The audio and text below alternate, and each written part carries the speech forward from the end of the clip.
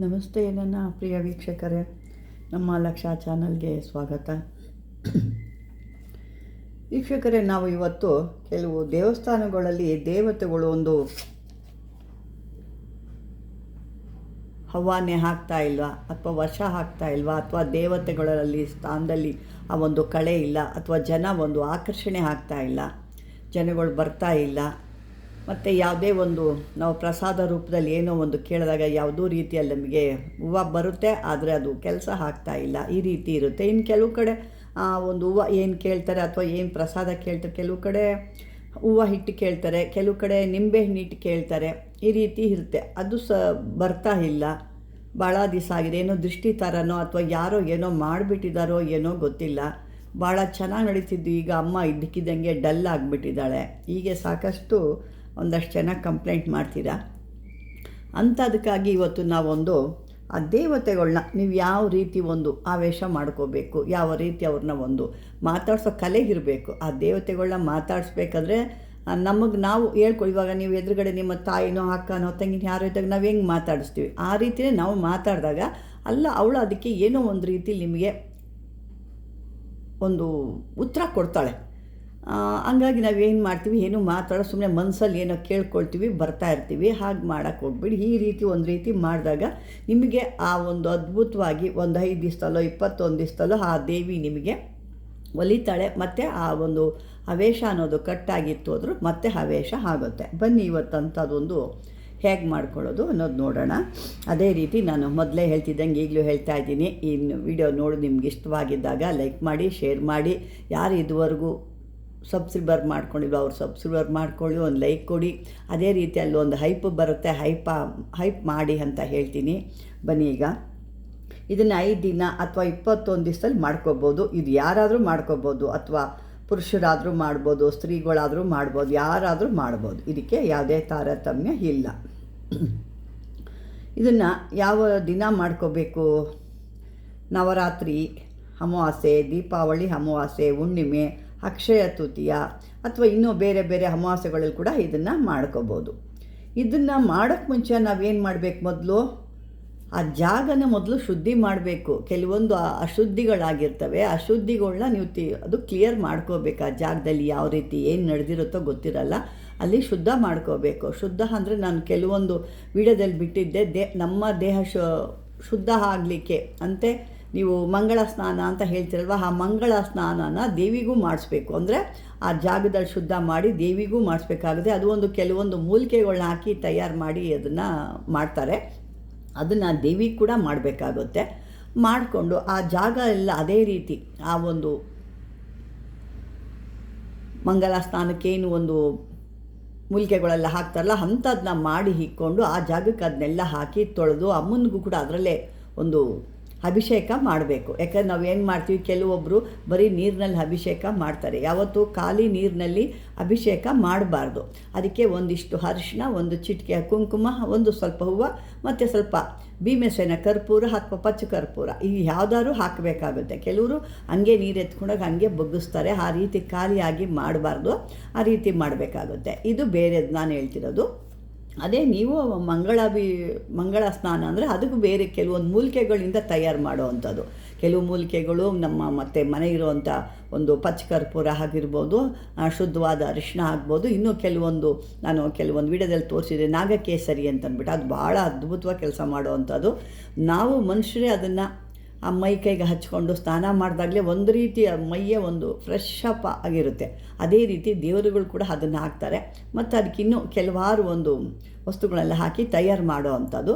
ನೀವು ತಯಾರು ಮಾಡಿ ಸ್ನಾನ ಮಾಡ್ತಾ ಇದ್ರೇ ಸುಮಾರು ಅಷ್ಟು ದೂರಕ್ಕೆ ಅಷ್ಟು ಘಮ ಘಮ ಅಂತ ಅನಿಸುತ್ತೆ. ನಾವೇ ಅಷ್ಟು ಶುದ್ಧವಾಗಿ ಘಮ ಘಮ ಅಂದಾಗ ದೇವತೆಗಳಿಗೆ ಎಷ್ಟು ಸ್ಮೆಲ್ ಇರುತ್ತೆ, ಅವ್ರಿಗೆ ಎಷ್ಟು ಖುಷಿ ಪಡ್ತಾರೆ, ಅವ್ರ ದೇಹ ಎಷ್ಟು ಸುಗಂಧವಾಗಿರುತ್ತೆ.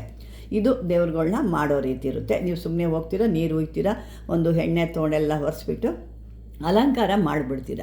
ಅಂದರೆ ಅವರು ದೇಹದಲ್ಲಿರೋದು ಕೂಡ ಹೋಗಬೇಕಾ? ಯಾವತ್ತು ದೇವತೆಗಳು ಅಲ್ಲಿ ಏನು ತೊಂದರೆಗೆ ಆಗ್ತಾರೋ ಆ ದೇವತೆಗಳಿಗೆ ಸಂಬಂಧಪಟ್ಟಂಥವ್ರು, ಅಂದರೆ ಆ ಪುರೋಹಿತರಾಗ್ಬೋದು, ಅಂಥವ್ರಿಗೆ ಅದೇ ನೋವು ಅವ್ರಿಗೆ ಬರುತ್ತೆ.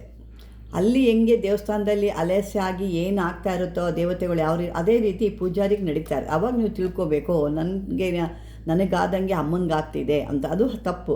ಅಮ್ಮನಿಗೆ ಏನಾಗ್ತಿದೆ ಅದು ನಿಮಗಾಗ್ತಾ ಇದೆ ಇಲ್ಲಿ. ಅದು ಆ ರೀತಿ ತಿಳ್ಕೊಬೋದು. ಕೆಲವ್ರಿಗೆ ತುಗುಡಿಕೆ ಬರೋದು, ನಿದ್ದೆ ಬರೋ ಥರ ಆಗೋದು, ಪೂಜೆ ಮಾಡೋಕ್ಕೆ ಇಷ್ಟ ಆಗದಿರೋದು ಅಂತ ನಿಮಗೆ ಅನ್ನಿಸ್ತಾ ಇದೆ ಅಂದರೆ ಅಲ್ಲಿ ದೇವತೆ ಕೂಡ ಇರೋಕ್ಕೆ ಇಷ್ಟ ಆಗ್ತಾ ಇಲ್ಲ, ಅಲ್ಲಿ ಏನೋ ಒಂದು ನಡೆದಿದೆ ಅಂತ ನೀವು ತಿಳ್ಕೊಬೇಕಾಗುತ್ತೆ. ಆ ರೀತಿ ತಿಳ್ಕೊಂಡ್ರೆ ಸೂಕ್ಷ್ಮಗಳು, ಕೆಲವೊಂದು ಸೂಕ್ಷ್ಮಗಳು ತೋರಿಸ್ತಾಳೆ, ಕೆಲವ್ರಿಗೆ ಗೊತ್ತಾಗಲ್ಲ ಅದು. ಆ ರೀತಿ ಮಾಡಿ ಕೆಲವೊಂದು ಕನಸಲ್ಲಿ ಕೂಡ ಕಾಣಿಸ್ತಾಳೆ.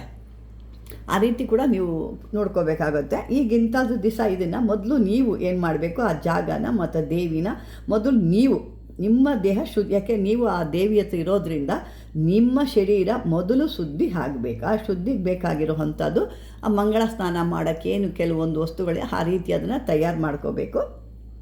ತಯಾರು ಮಾಡ್ಕೊಂಡು ನೀವು ಲಾಸ್ಟಲ್ಲಿ ಸ್ನಾನ ಎಲ್ಲ ನೀವೇನು ಸೀಗೆಕಾಯಿ ಶಾಂಪು ಏನು ಹಾಕೊಂಡು ಲಾಸ್ಟಲ್ಲಿ ಇದನ್ನು ಒಂದು 5-11 ಯಾವ ಥರ ಒಂದು ಚಂಬುಗಳಲ್ಲಿ ಕೊನೆಯದಾಗಿ ಹಾಕ್ಕೋಬೇಕು.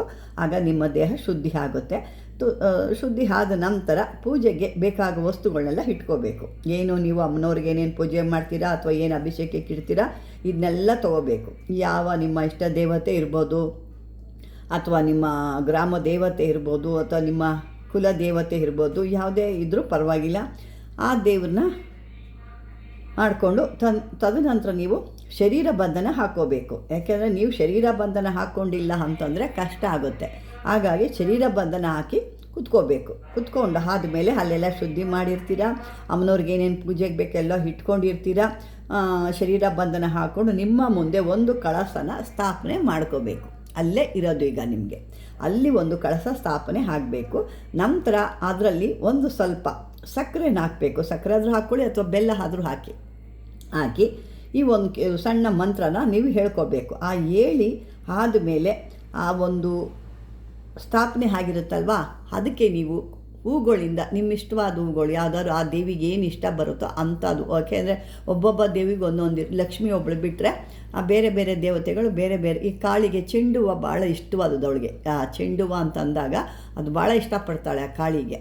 ಕಾಳಿ, ದುರ್ಗೆ ಇವೆಲ್ಲ ಭಾಳ ಇಷ್ಟವಾದಂಥ ಚೆಂಡು ಹೂವು. ಆ ಥರ ಬೇರೆ ಬೇರೆ ದೇವತೆಗಳಿಗೆ ಬೇರೆ ಬೇರೆ ಇರುತ್ತೆ.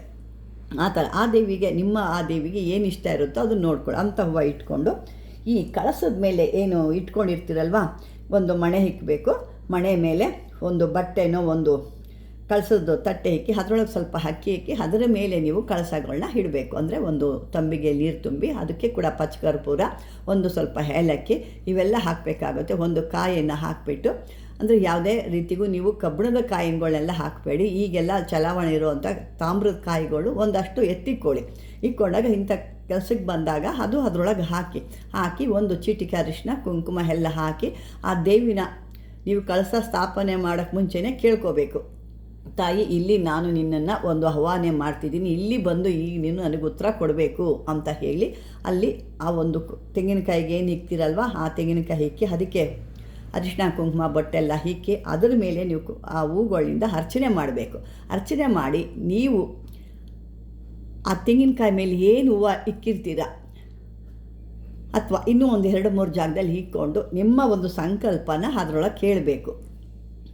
ಈ ಒಂದು ಯಾವ ಥರ ಇದೆ ನಿಮ್ಮ ಮನಸ್ಸಲ್ಲಿ, ಏನಿಗೆ ಇಲ್ಲಿ ತೊಂದರೆ ಆಗ್ತಿದೆಯಾ, ಈ ಥರದ್ದು ಒಂದು ಈ ಬಲಗಡೆ ಕೊಡು, ಅಥವಾ ನಿಮಗೆ ಇಲ್ಲಿ ಏನೋ ನಿಮಗೆ ಇಲ್ಲಿ, ಅಥವಾ ನೀನಿಲ್ಲಿ ಯಾಕೆ ಒಂದು ತೊಂದರೆ ಆಗ್ತಾ ಇದೆ ಅದಕ್ಕೆ ಒಂದು ಕೊಡು, ಅಥವಾ ಜನ ಏನೇ, ಈ ಥರ ನಿಮ್ಮ ಪ್ರಶ್ನೆಗಳು ನಿಮ್ಮ ಪ್ರಶ್ನೆಗಳಿಗೆ ನೀವು ಅಲ್ಲಿ ಕೇಳಿಕೊಂಡು ಇಕ್ಕಬೇಕು. ಆ ಕಳಸದಲ್ಲಿ ಇಡಬೇಕಾಗತ್ತೆ. ಕಳಸದಲ್ಲಿ ಯಾವ ಕಡೆ ನೀವು ತಿಳ್ಕೊಂಡು ಬೀಳ್ತೀರೋ ಅದು ಅಲ್ಲಿ ಪ್ರಶ್ನೆಗೆ ಉತ್ತರ ಅಂತ ಆ ದೇವಿ ಕೊಡ್ತಾಳೆ. ಅಲ್ಲಿಂದ ಇದೇ ರೀತಿ ಮುಂದುವರಿಸ್ತಾ ಇದ್ದರೆ ಆ ನೀರನ್ನು ಕೊನೆಯದಾಗಿ ತೆಗೆದು ಆ ದೇವಿಗೆ ಅಭಿಷೇಕ ಅಂತ ಮಾಡಬೇಕು.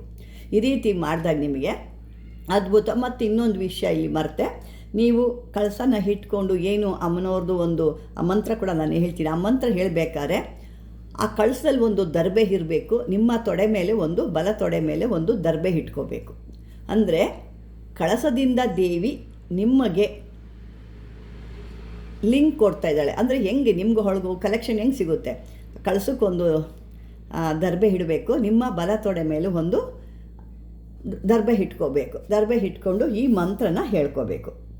ಈ ಮಂತ್ರನ ಹೇಳ್ಕೊಂಡು ನೀವು ಈ ಮಂತ್ರ ಹೇಳ್ತೀನಿ ನಾನೀಗ. ಓಂ ಖ್ಯಾಂ ಕುಂ ಕೇತ ವಲಯ ನಮಃ. ಓಂ ಕ್ಯಾಂ ಕಂ ಕೇತ ವಲಯ ನಮಃ. ಇದನ್ನು ನಿಮ್ಮ 5 ದಿನದಿಂದ 21 ದಿನವರೆಗೂ 5 ದಿನಕ್ಕೆ ನಿಮಗೆ ಅದು ವರ ಚೆನ್ನಾಗಿ ಕೊಟ್ಟಿದ್ದಾಳೆ, ಅಮ್ಮ ಚೆನ್ನಾಗಿ ಹೊಲ್ದಿದ್ದಾಳೆ ಅಂದರೆ ಸಾಕು. ಇಲ್ಲ ಇನ್ನೂ ಸರಿಯಾಗಿ ಯಾಕೋ ಕೊಡ್ತಾ ಇಲ್ಲ ಅಂದರೆ 21 ದಿನವರೆಗೂ ಕೂಡ ಇದನ್ನು ಮಾಡ್ಬೋದು. ಇದನ್ನು ಯಾರೇ ಆದರೂ ಮಾಡ್ಬೋದು. ಇದನ್ನು ಮಾಡ್ಕೊಂಡಾಗ ನಿಮಗೆ ಗೊತ್ತಾಗುತ್ತೆ ಅಲ್ಲಿ ಏನು ನಿಮ್ಮ ಪ್ರಶ್ನೆ, ನಿಮ್ಮ ಕೆಲಸ, ನಿಮ್ಮಿಂದಲೇ ನೀವು ಅಲ್ಲಿ ತಿಳ್ಕೊಳ್ಳೋವಂಥ ಕೆಲಸ ಭಾಳ ಆರಾಮವಾಗಿ ನಡೆಯುತ್ತದೆ. ವೀಕ್ಷಕರೇ, ಈ ಒಂದು ಮಾಡ್ಕೊಳ್ಳಿ. ಆದರೆ ನಾನು ಇದರಲ್ಲಿ ಕೂಡ ನಾನು ಕೊಡ್ತೀನಿ ಅಂತ ಹೇಳ್ತಾ ವೀಕ್ಷಕರೇ, ಮೊದಲೇ ಹೇಳ್ದಂಗೆ ಈ ಒಂದು ವಿಡಿಯೋ ನಿಮ್ಗೆ ಇಷ್ಟವಾದರೆ ಲೈಕ್ ಮಾಡಿ, ಶೇರ್ ಮಾಡಿ, ಸಬ್ಸ್ಕ್ರೈಬರ್ ಮಾಡ್ಕೊಳ್ಳಿ. ಯಾವುದೇ ಇದರಲ್ಲೂ ಒಂದು ಹೈಪ್ ಅಂತ ಬರುತ್ತೆ, ಹೈಪ್ ಕೊಡಿ. ಮತ್ತು ಏನೇ ಕಂಪ್ಲೇಂಟ್ ಇರೋ ಅದಕ್ಕೆ ನೀವು ಕೇಳೋ ಅಂಥದ್ದು ಏನೋ ಪ್ರಶ್ನೆ ಇದ್ದರೆ ಕಾಮೆಂಟ್ ಬಾಕ್ಸಲ್ಲಿ ಹಾಕಿ ಅಂತ ಹೇಳ್ತಾ ಧನ್ಯವಾದಗಳು ನನ್ನ ವೀಕ್ಷಕರೇ.